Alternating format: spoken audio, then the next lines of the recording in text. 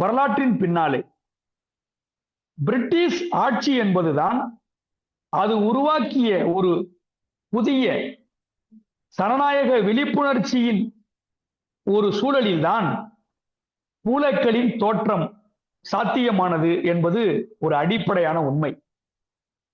பிரிட்டிஷ்காரர்கள் வந்ததுக்கு பின்னால் தான் இந்த சாவித்திரிபாய் பூலே, ஜோதிராவ் பூலே போன்றவர்களுடைய போராட்டம் என்பது ஒரு சாத்தியமாயிருக்கிறது. இல்லை என்றால் அதனால் வரையிலும் பார்ப்பனியம் மிக தீவிரமாக ஒடுக்கிக் கொண்டிருந்த ஒரு காலம் நீடித்துக் கொண்டிருந்தது. பிரிட்டிஷ் ஏகாதிபத்தியம், பிரிட்டிஷ் ஆட்சி வந்த பிறகுதான் ஒரு தளர்ச்சி ஏற்பட்டு ஒரு கல்வி என்பது அன்றைக்கு ஒடுக்கப்பட்ட மக்களுக்கு கிடைப்பதற்கு வழி ஏற்பட்டது என்றால் அந்த வழியை உருவாக்கியவர்கள் பிரிட்டிஷ் ஆட்சியால் ஏற்பட்ட ஒரு விழிப்புணர்வின் காரணமாக தான் பூலே தம்பதியர்கள் தோற்றம் சாத்தியமாயிற்று. அவர்கள்தான் அன்றைக்கு இந்த விடுதலை போராட்டம் என்று சொல்லுகிற போராட்டத்தின் ஊடாக ஒடுக்கப்பட்ட மக்களினுடைய கல்வி உரிமைக்காக அவர்கள் போராடினார்கள். பார்ப்பனியத்தை ஒரு பின்னடைவுக்கு ஆட்படுத்தியிருந்த பிரிட்டிஷ் ஆட்சியில்தான் தலித் மக்கள், ஒடுக்கப்பட்ட மக்கள், பிற்படுத்தப்பட்ட சாதிகளைச் சேர்ந்த மக்களுக்கு ஒரு கல்வி சுதந்திரம் கிடைத்ததென்றால் அது அடிப்படையிலே அது பூலே தம்பதியினர், சாவித்திரிபாய் பூலே, ஜோதிராவ் பூலே அவர்களுக்கு தான் அந்த புகழ் போய் சேரும். அவர்கள்தான் கல்வி விடுதலையின் மூலமாக பார்ப்பனியத்திலிருந்து, சாதி ஆதிக்கத்திலிருந்து விடுதலை பெற முடியும் என்கிற கூரை மிக நுட்பமாக கைப்பற்றினான்.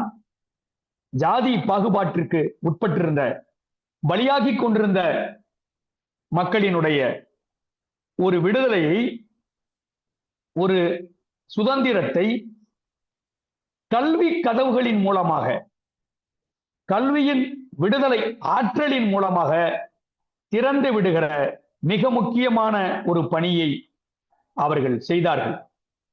ஒடுக்கப்பட்ட மக்களின் விடுதலைக்காக புதிய சமூக அற மதிப்பீடுகளின் அடிப்படையிலே அவர்களுக்கு கல்வியை தர வேண்டும் என்று தொடர்ந்து பூலே தம்பதியினர் வற்புறுத்தினார்கள்.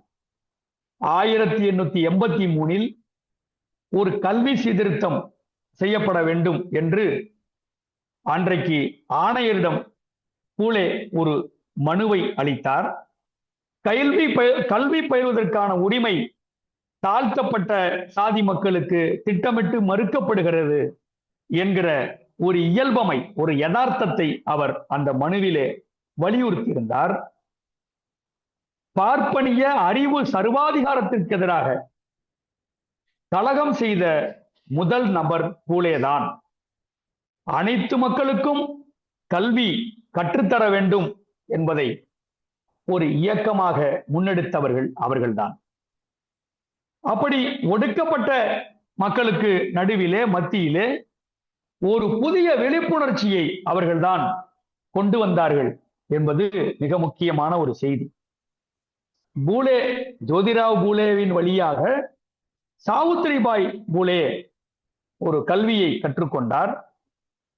ஜோதிராவ் தான் சாவித்திரிபாய்க்கு பலவற்றை அவர் எடுத்துச் சொன்னார், சுயமரியாதை ஊட்டினார். பூலேவை வழிகாட்டியாக கொண்டு சாவித்திரிபாய் அன்றைக்கு சமூக அநீதியை எதிர்த்து அவர் போராடி கொண்டிருந்தார். கொடிய சாதி முறைக்கு எதிரான ஒரு அச்சுறுத்தலாக இருந்த ஒரு காலத்தில் இவர்கள்தான் ஒடுக்கப்பட்ட மக்களுக்கு அவர்கள் தங்களுடைய பணிகளை தொடர்ந்து செய்து கொண்டிருந்தார்கள். அப்படி ஒரு மிக முக்கியமான ஒருவராக ஜோதிராவ் பூலே, சாவித்திரிபாய் பூலே போன்றவர்கள் இருந்தார்கள். ஆனால் நாம் மகாத்மா என்று நாம் காந்தியடிகளை சொல்லுகிறோம். காந்தியடிகள் அவர் ஒரு பழமைவாதத்தை அவர் ஆதரித்தவர். தொடர்ந்து அவர் அந்த பழமைவாதத்தை பாதுகாத்து வந்தவர். ஆனால் சாவித்திரிபாய் பூலே அவர் ஒரு முற்போக்காளராக இருந்தார்.